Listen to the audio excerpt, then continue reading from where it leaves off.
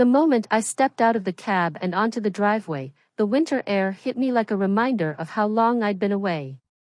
The snow crunched beneath my boots as I dragged my bag toward the front door. That's when I noticed it, a sleek black SUV parked right in front of the house.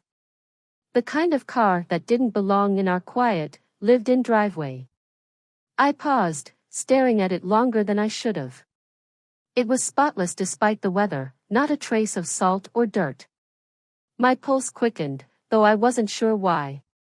When I stepped inside, the warmth of the house wrapped around me, but something felt off. The familiar scent of cinnamon candles lingered in the air, but underneath it was something new. Cologne. Subtle but unmistakable, like cedarwood and something clean, too crisp to belong in this house. The house was quiet except for the faint clinking of silverware from the kitchen. My mom's laughter drifted through the air, lighter than I remembered. I felt a pang in my chest. When was the last time I'd heard her laugh like that? I stepped toward the kitchen slowly, like I didn't belong there anymore. And then I saw them. She was leaning against the counter, wiping her hands on a dish towel. Her cheeks were flushed, her smile wide, her whole face alive in a way that felt foreign. And then him, standing there like he'd always been part of the picture. Tall, broad-shouldered, with calm eyes that scanned the room without rushing. He wasn't young, but he wasn't old either. His presence was unervingly steady. I froze. He noticed me first. His gaze shifted, calm but unwavering. I felt pinned under it, like he was seeing too much.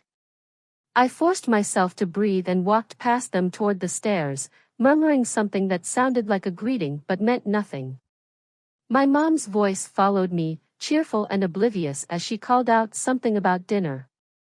I pretended not to hear. My room was the same, a mess of half-read books, sweaters draped over the chair, the same worn comforter that smelled faintly of home. I dropped my bag and sat on the bed, listening to the muffled sounds from downstairs. The low rumble of his voice. Her laughter again. I stared at the ceiling, my stomach tight. I should have been happy for her. She'd spent years trying to put herself back together after everything. But this was different. He was different.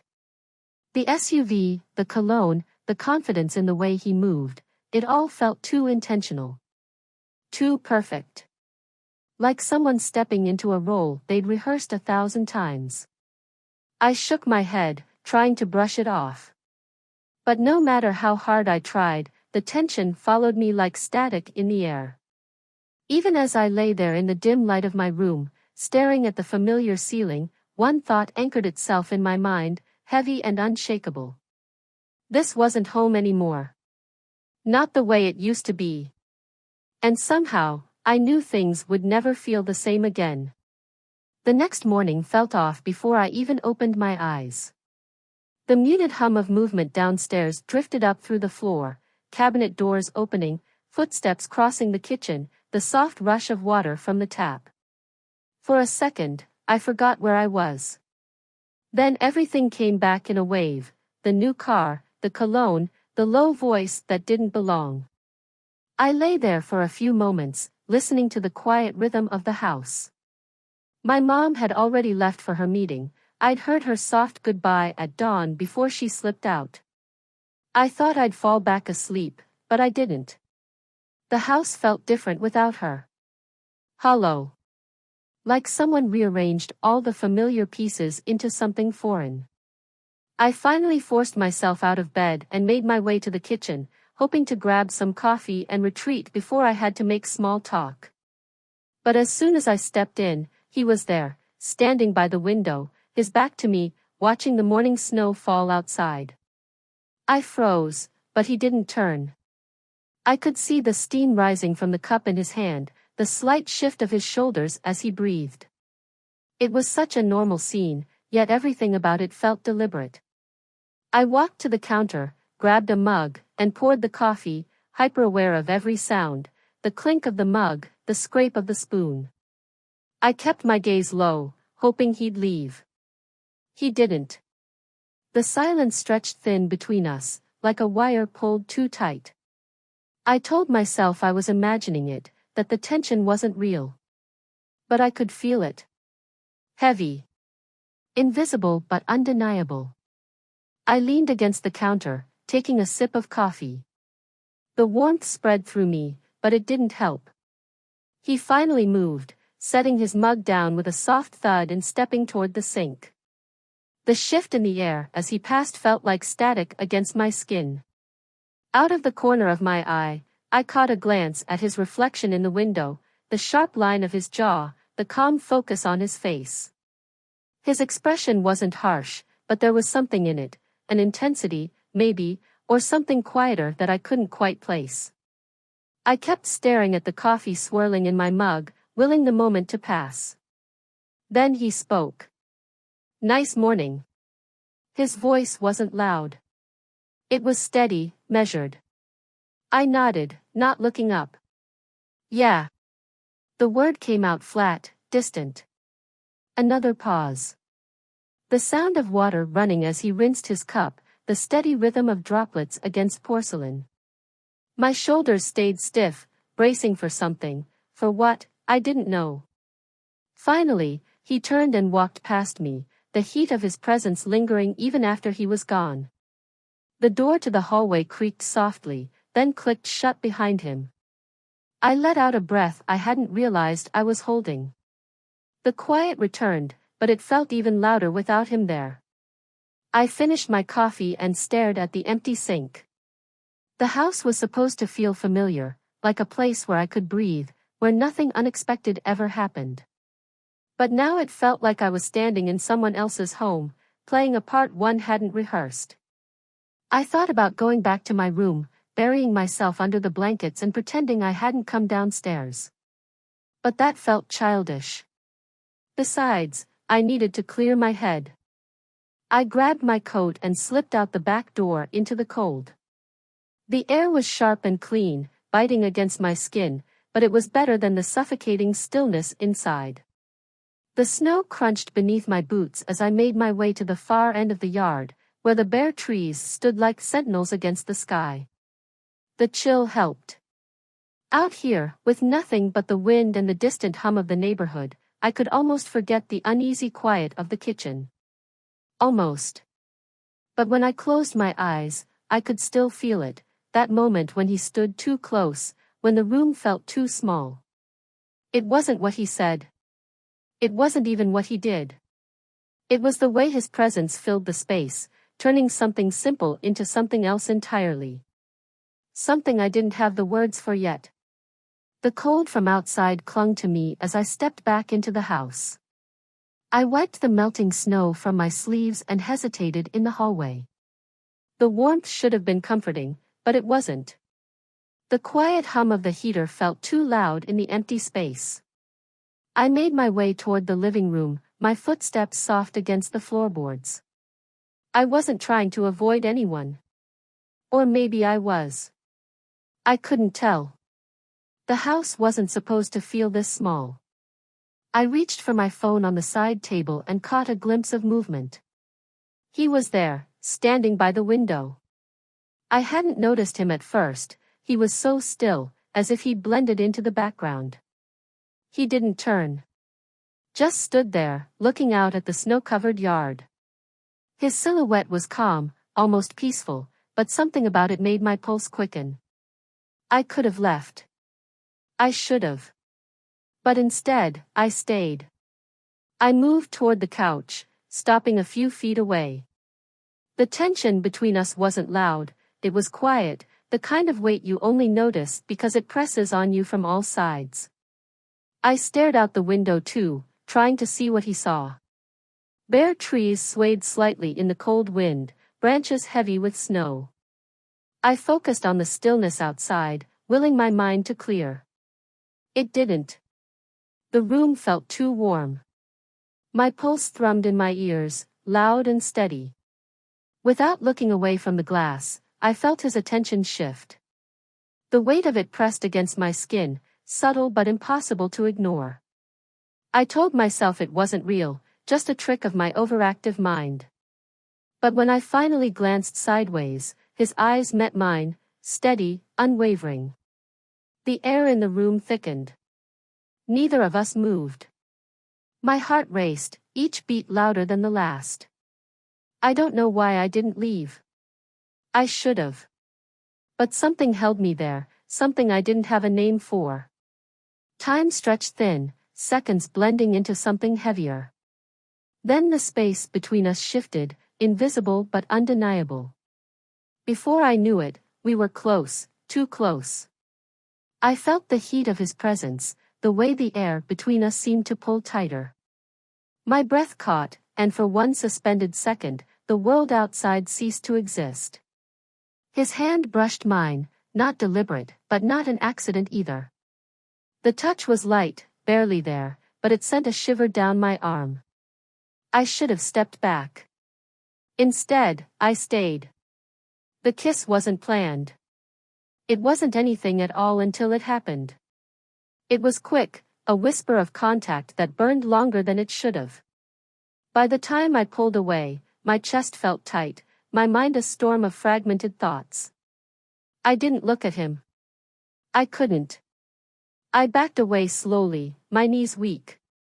My body was moving, but my mind stayed behind, replaying the moment like a tape stuck on loop. The hallway blurred as I hurried to the stairs. The familiar creak of the top step grounded me for a split second before the rush of panic set in. I shut my bedroom door and leaned against it, breathing hard. The silence that followed was deafening.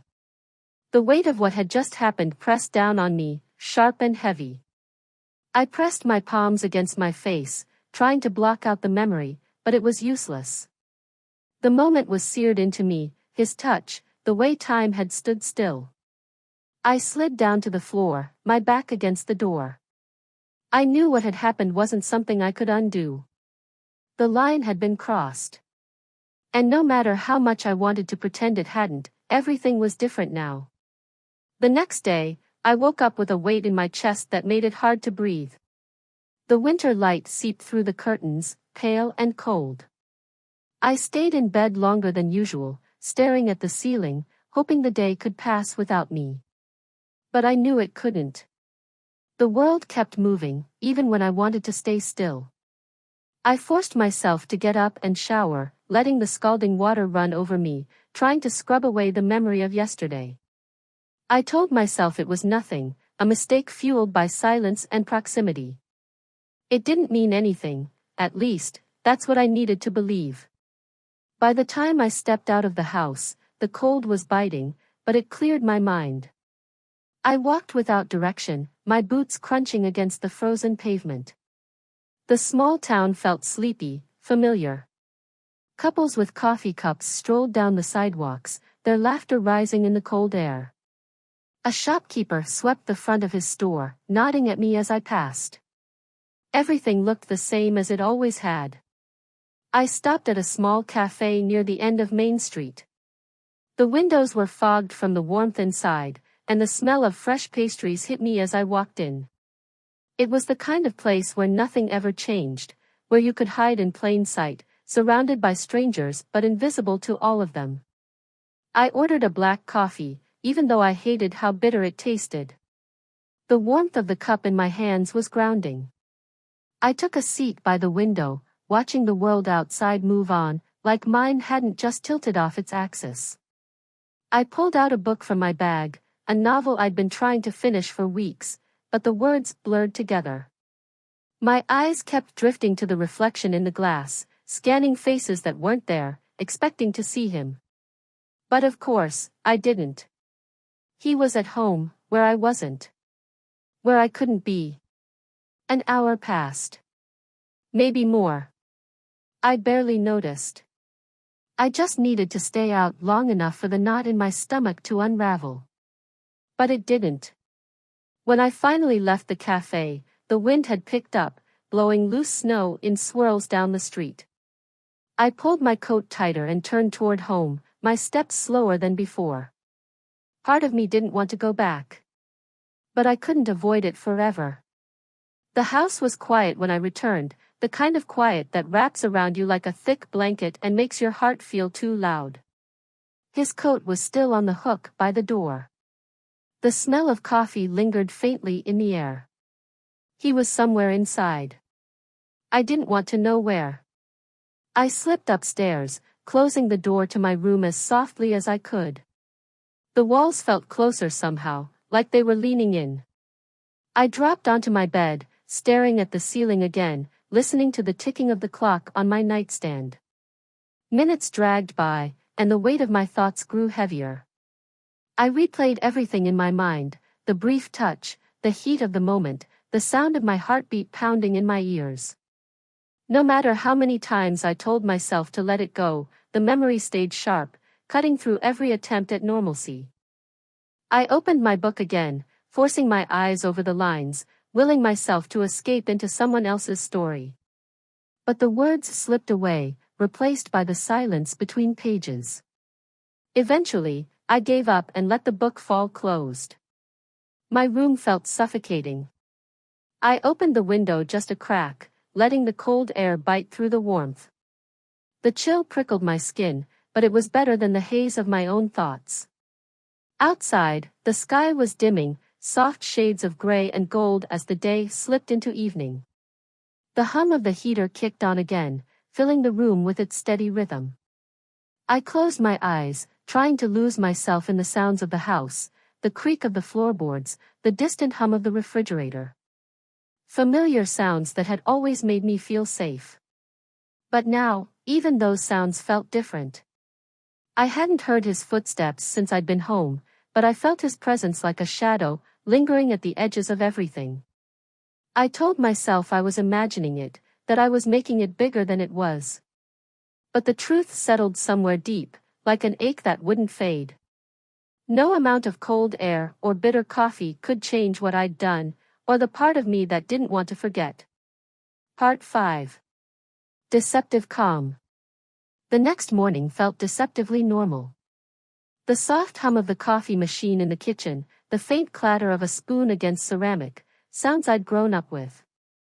I stayed in bed longer than I should have, staring at the soft shadows cast by the window frame. Eventually, I forced myself up, pulled on a sweater, and made my way downstairs. My mother was home, bustling around the kitchen, humming to herself as she flipped through a cookbook. The air smelled like coffee and cinnamon, the way it always did when she was in a good mood. I hesitated in the doorway, watching her for a moment. She was wearing the old apron she'd had for years, the one with faded flowers on the front. She looked happy, peaceful in a way that made my chest tighten with guilt. She glanced up and smiled when she saw me. Perfect timing, her voice floated cheerfully, too light to carry the weight of what I was feeling. I nodded and sat at the table, avoiding her gaze. The coffee pot was still half full, and I poured myself a cup, keeping my hands busy. She continued talking, about her work, about plans for the weekend, but her words barely registered. And then he walked in. The shift in the air was immediate, though no one acknowledged it. He crossed the room with quiet ease, the floor creaking lightly under his steps. He reached for a mug without saying a word, his movements calm and practiced. I felt his presence before I even looked up. The space between us felt too small, even with the whole room separating us. Mom glanced at him, her eyes soft, full of a warmth I didn't want to see. She set a plate on the counter and leaned up to press a quick kiss to his cheek. The simple, ordinary affection hit me harder than I expected, a reminder of everything that wasn't mine to feel. I forced myself to take a sip of coffee, the bitterness burning down my throat. He didn't look at me, not directly.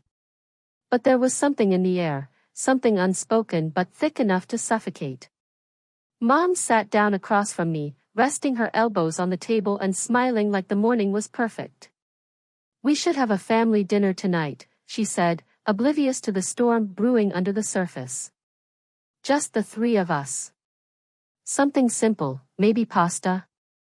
I nodded again, unsure if I could form an actual response. She took my silence as agreement and launched into plans, candles, soft music, a night to unwind. I felt like I was watching it all from the outside, disconnected and adrift. He stayed quiet, sipping his coffee, his gaze on something distant, unreadable. But I knew he felt it too, that weight pressing down between words, the thing we'd both been pretending wasn't there. When my mother finally got up to grab something from the pantry, the brief silence between us filled the room like smoke. I stared down at the dark surface of my coffee, but I felt his glance, quick, fleeting, like it was something he couldn't help. I didn't look up. I couldn't. Mom returned with a jar of sauce and kept talking, and I nodded along, pretending everything was fine. The moments blurred, and soon I was back upstairs, the morning passing in a haze of normalcy that felt anything but normal. As I shut my bedroom door, I leaned against it, the morning replaying itself in fragments. Her laugh. His silence. The way it all felt so painfully ordinary when I was breaking apart inside. The dinner was hours away, but I already knew it would be the longest night of my life. The afternoon passed in slow, deliberate minutes. I stayed in my room as long as I could, reading the same paragraph of a book over and over without absorbing any of it. The walls felt closer with every breath, and eventually, I gave up. I grabbed a sweater, pulled it over my shoulders, and stepped out into the hallway. The house was quiet except for the low hum of the heater. The kind of quiet that made you feel like you shouldn't be moving at all. But I couldn't sit still any longer. I wandered downstairs, pretending I had a purpose, even though I didn't. The kitchen was spotless, my mom's way of calming her nerves before any special night. The candles were already on the counter, ready to be lit. A pot of water waited on the stove, and a small bowl of pasta sauce sat warming in the corner. I could still smell the faint trace of his cologne in the air, though he wasn't there. The back door was slightly ajar, the cold air seeping in. I stepped closer and saw him outside on the small patio, sitting on the wooden steps with his head tilted toward the sky. The weak sunlight caught on the edges of his hair, turning it gold. I knew I should have stayed inside. I should have let the distance between us grow. But instead, I opened the door wider and stepped out. The cold bit at my cheeks as I walked toward him. He didn't turn. I stopped a few feet away, unsure of what to do. The silence stretched thin, the sound of the wind brushing through the bare branches the only noise between us. He finally spoke, his voice low, almost too quiet. "Your mom's excited about tonight." I swallowed the knot in my throat and nodded, even though he wasn't looking at me. He let out a slow breath, his shoulders rising and falling with the weight of it. I could see how tightly he was holding himself together, the tension in the way his hands rested on his knees, fingers curled slightly as if he were bracing for something. I didn't know what to say. Everything felt like the wrong thing. Seconds passed, and I almost turned to leave. But before I could, he finally looked at me. His eyes held something I couldn't name, regret, maybe, or something more complicated. I could feel my pulse in my throat, each beat reminding me how close we were to a line I wasn't supposed to cross again. "She loves having you here," he said, and his voice felt heavier than the words themselves. I nodded again, my throat dry. "I know." It was the only thing I could manage. He shifted slightly, his gaze lingering too long before turning back toward the yard. "It should have been simple," he murmured, almost to himself. The weight of his words settled into my chest, thick and unmovable. The sound of the back door opening broke the spell. My mom's voice drifted out, calling for us with that same cheerful warmth, as though the world hadn't shifted under her feet. I took a step back, letting the cold fill the space between us. He stood, brushing the dust from his jeans, his face calm again, like he'd pulled a mask over whatever had just slipped through. As we walked back toward the house, the evening felt like a countdown, ticking toward something I wasn't ready for. The dinner that was meant to be comforting felt more like a test I wasn't sure I could pass. The door closed behind us, sealing the warmth in and trapping me with the weight of everything I couldn't say. The house felt warmer than usual when we stepped inside, but the warmth didn't sink in. It only made the air feel heavier. My mom was in her element, lighting the candles, adjusting the plates, humming to herself as if this was the perfect evening she'd been dreaming of. She gave me a smile as she passed by, oblivious to the storm underneath it all. I forced myself to help set the table, lining up forks and knives with steady hands, pretending it was just a normal family dinner. But every glance at the empty chair across from me made my stomach twist tighter. He wasn't seated yet, but I could feel his presence in the room, like a shadow that followed me everywhere. The small dining room was filled with the flicker of candlelight, soft and warm. It should have felt comforting. Instead, it felt like a stage, one where every movement, every breath, was magnified. My mom brought the pasta over, steam rising from the bowl as she set it in the center of the table. "Everything smells amazing," she said brightly, as if the whole room wasn't drowning in unspoken words. She gestured for us to sit, and we did, her on one side, him across from me, our eyes carefully avoiding each other. She filled our plates, her happiness palpable, and started talking about her plans for the weekend. I nodded in all the right places, my hands clenched around my fork as I pushed food around on my plate. I wasn't hungry. I couldn't be. Every word she said felt like background noise. All I could hear was the silence between us, the silence he and I had created. He sat so calmly, cutting into his food with practiced ease, as if this moment wasn't crushing him the way it was crushing me. But I knew better. I could see it in the way his jaw tensed between bites, the way he kept his eyes fixed on his plate as if he couldn't risk looking anywhere else.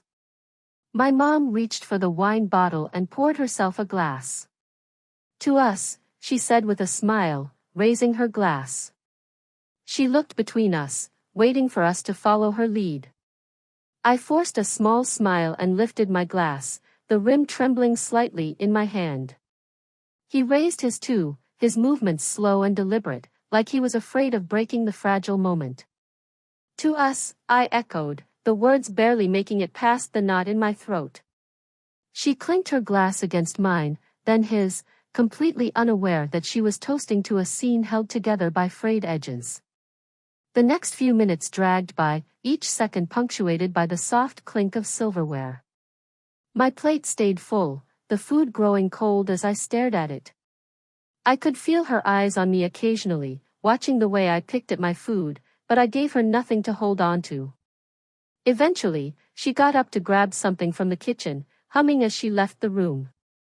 The moment she disappeared, the silence became unbearable. I could feel his gaze move toward me, slow and hesitant. I didn't look up. I couldn't. The room felt too small again, the weight of everything unsaid pressing down on me. When she came back with a dish of bread, the spell broke. She sat down, oblivious to the tension thick enough to cut with a knife. The rest of the meal was a blur, a choreographed routine I went through without thinking. When my mom stood to clear the dishes, I grabbed my plate too, just for something to do. She smiled, brushing her hand against my arm as she passed. "I'll handle dessert," she said, her voice still warm, still so unaware of the cracks spreading beneath her feet. I nodded and retreated to the kitchen, setting the plates in the sink, letting the cold metal of the faucet ground me. I could hear their quiet murmurs from the dining room, her laughter, his low response. The normalcy of it made my chest ache. I stood there for a while, listening to the clatter of dishes and the soft hum of conversation. I didn't go back. I didn't want to see the way she smiled at him, the way he pretended everything was fine. The weight of it all stayed with me as I pressed my palms against the counter, my heart pounding in the quiet of the kitchen. And somewhere deep down, I knew that this was just the beginning. After dinner, I escaped upstairs, needing space from the weight pressing down on my chest. My mom was still in the kitchen, humming as she cleaned up, and I could hear the faint murmur of his voice as he helped her. The sound of them together felt like static in my ears. I shut the door to my room behind me and exhaled slowly. The room was warm, the heater humming steadily, but my skin was still cold from the draft downstairs. I changed into a loose t-shirt and leggings, tying my hair up before grabbing a yoga mat from under the bed. I needed to move, to do something, anything, to ground myself. I stretched slowly, letting the tension ease from my shoulders. The familiar rhythm of it helped, a quiet routine that made everything else fade. My breathing slowed, steady and measured, until the tightness in my chest began to loosen. After the cool down, I stood in front of the mirror, adjusting the hem of my shirt and smoothing down my hair. My reflection looked calm, calmer than I felt. The sound of footsteps pulled me back to reality, light and careful, but distinct. The door creaked open slightly. I turned, my heart skipping a beat as he stepped inside, holding a basket of freshly folded laundry. Stepfather came inside my room, the thought flashed through my mind, sharp and jarring. He didn't say anything at first, just glanced around as though he were seeing the room for the first time. His eyes lingered on the bookshelf, the desk, the scattered throw blanket at the foot of my bed. He crossed the room slowly, setting the laundry on the edge of the dresser. His movements were measured, careful, as though he was trying not to disturb the air around him. "You always come in so quietly?" I asked, forcing a half-smile as I adjusted the collar of my shirt. My voice was light, casual, but my pulse was loud in my ears. He looked up, his expression softening, a faint smirk tugging at the corner of his mouth. He shrugged, his usual calm slipping back into place. For a second, the tension evaporated. The absurdity of the moment hit both of us at the same time, and we laughed, quiet, almost embarrassed. It was the kind of laugh that filled the space between awkwardness and familiarity, smoothing over whatever had come before. His gaze lingered a second too long before he turned back toward the door. "Just dropping these off," he murmured as if explaining himself. His voice was steady, but there was something beneath it, something that pressed against the silence of the room, weighty and unspoken. I nodded, brushing a loose strand of hair behind my ear. "Thanks," I said, my voice quieter now. He hesitated, just for a moment. The air between us felt fragile again, like glass stretched too thin. Then he turned and left, the door clicking shut behind him. I stood there, staring at the empty space where he'd been, my reflection in the mirror catching my eye again. I looked the same, normal, calm, but inside, everything felt tangled. The sound of his footsteps faded down the hall, and I exhaled a breath I hadn't realized I was holding. I sank onto the bed, my mind replaying the moment over and over, like a reel stuck on the same frame. Nothing had happened. Not really. But the weight of that small, quiet exchange pressed down on me as if it had. The house settled into its nighttime stillness, soft and familiar, but the echoes of that moment stayed sharp. No one else saw the cracks forming beneath the surface. No one else could feel them. But they were there, growing wider with every second. I stared at the ceiling, counting the soft ticks of the clock until I lost track. I knew I wouldn't sleep, not tonight. The only thing I knew for certain was that everything had shifted again, just enough to make the ground beneath me feel unsteady. And it wasn't going to stop. The next morning came too quickly, dragging me from a restless half-sleep that felt more like a long blink. My room was bathed in the pale gray light of early winter, cold and muted. I stayed under the covers for as long as I could, hoping that if I stayed still enough, the day wouldn't notice me. But the day had its own plans. Downstairs, I could hear the familiar shuffle of my mom's footsteps and the soft clatter of mugs. Her routine was always the same: coffee, morning news, an endless string of weekend chores. The sound of normalcy, steady and predictable. But beneath that, I could feel something else. The same weight that had been following me for days, lurking in every quiet moment. I finally pulled myself out of bed and went to the bathroom to splash cold water on my face. The chill helped, but only for a second. My reflection stared back at me, tired and distant. I pulled on a hoodie and jeans, trying to feel like myself again. When I made it downstairs, she was already at the table, flipping through a magazine with a half-eaten croissant in front of her. She looked up and smiled, her face bright and unaware of the knots in my stomach. "Good morning," she said cheerfully, brushing crumbs from her sleeve. I nodded and reached for the coffee pot, pouring myself a cup. The warm bitterness filled the air between us, grounding and familiar. "Can you help me with the guest room later?" she asked, her tone casual. "I want to get everything freshened up before the holidays." I mumbled an agreement and sat down, staring into the dark swirl of my cup. The warmth seeped into my fingers, but my chest still felt cold. The sound of the back door opening pulled me from my thoughts. I looked up as he stepped inside, brushing a thin layer of snow from his shoulders. He glanced toward us, his expression neutral, but something flickered in his eyes when our gazes met. I looked away quickly, my heart lurching in my chest. Mom didn't notice. She stood and walked toward the counter, opening the fridge and pulling out a container of fruit. "You're just in time for breakfast," she called over her shoulder. I stared down at my coffee, willing myself to focus on anything else. But I couldn't ignore the way the room felt smaller with him in it. I got up and walked to the living room, desperate for some space. The faint hum of the heater followed me as I sank into the couch and stared out the window. The world outside was still and quiet, snow draped over the trees like a heavy blanket, softening every sharp edge. But the silence didn't last. I heard footsteps behind me, light but deliberate. I didn't need to turn around to know it was him. The air shifted in that same familiar way, charged and unsteady. He stopped a few feet away, hesitating. I could feel his gaze on me, and the room seemed to shrink around us. My pulse quickened as I tried to steady my breath, telling myself it was nothing. But it wasn't. Not anymore. Before I could move, the sound of approaching footsteps cut through the moment. My mom's voice came from the hallway, calling out something about laundry. The door to the living room opened wider, and there she was, her face soft with a smile, but it faltered as she noticed the way we stood.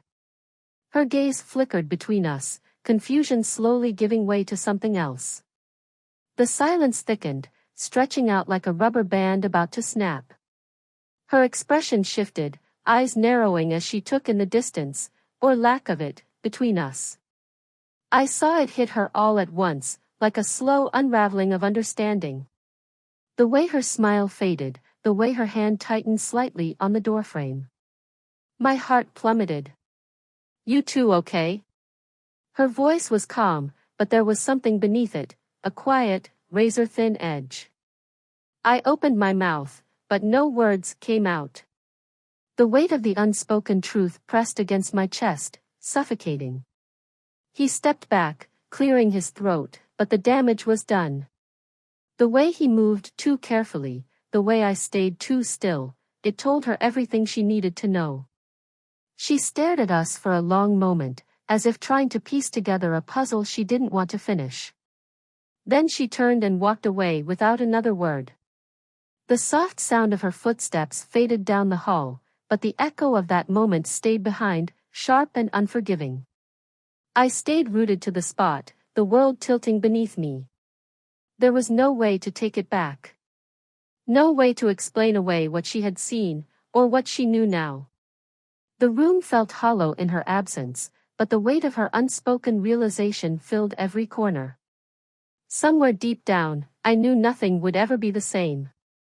The house was eerily quiet after she walked away. I stood there, frozen, the sound of her retreating footsteps fading into the distance. The air felt heavier, like the walls themselves were bracing for the impact of what had just happened. I wanted to move, to chase after her, to explain, but what was left to say? The truth was already there, laid bare in the silence she left behind. He didn't speak. I felt his presence behind me, steady but distant, like he knew there was nothing left to fix. My heartbeat was deafening in my ears, a pounding reminder that I had crossed a line I couldn't uncross. Minutes felt like hours. I sank onto the couch, my legs weak.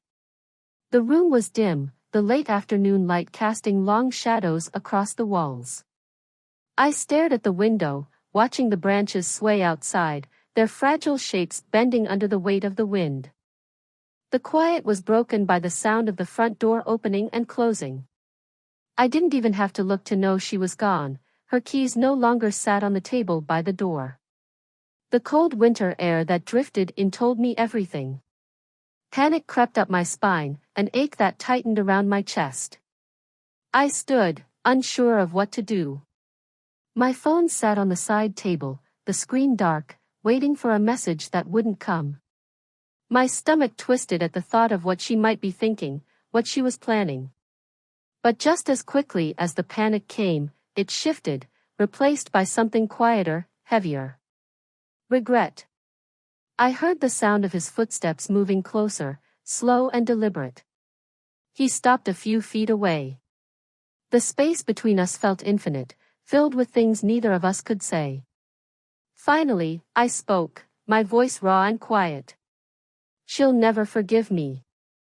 The words hung in the air, fragile but final. He didn't answer. Maybe because he knew it was true. Or maybe because he knew forgiveness wasn't something I deserved. I felt the weight of his gaze, but I didn't turn around. I couldn't face him. Not now. I took a slow breath, trying to steady myself, but the ache in my chest only grew. And then, something unexpected happened. The front door opened again. I turned, my heart leaping in my chest. She was standing there, still in her coat, her hair tousled from the wind. Her expression wasn't one of anger or betrayal, it was something else entirely. She looked at me for a long moment, her eyes searching mine, as if trying to find something she could hold on to. "I left because I needed to breathe," she said softly, her voice steady but tired. "But running away doesn't solve anything." I didn't know what to say. I didn't trust my voice to hold steady. She stepped inside, closed the door behind her, and took a slow breath. "You've made mistakes," she continued. "And I have too, for not seeing what was right in front of me." Tears pricked at my eyes, but I blinked them away. The weight in the room shifted, lighter but still fragile.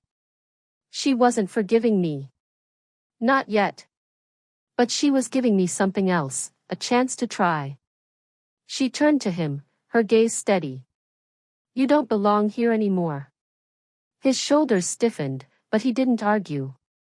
He nodded once, as though he'd known this moment was coming all along. Without a word, he grabbed his coat from the hook by the door and stepped outside. The door closed with a soft click, and the house felt still again. My mom sat on the couch across from me, folding her hands in her lap. She looked at me, not with pity or judgment, but with something closer to exhaustion. "Where do we go from here?" I whispered. She let out a soft, tired laugh, one that wasn't entirely sad. "One step at a time," she said. The clock ticked softly in the background, marking the seconds of a fragile truce. For the first time in what felt like forever, I breathed without the weight of regret pressing down on me. I didn't know what would happen tomorrow. I didn't know if we'd ever be whole again. But for now, in the quiet stillness of that moment, there was a flicker of hope, small, but enough.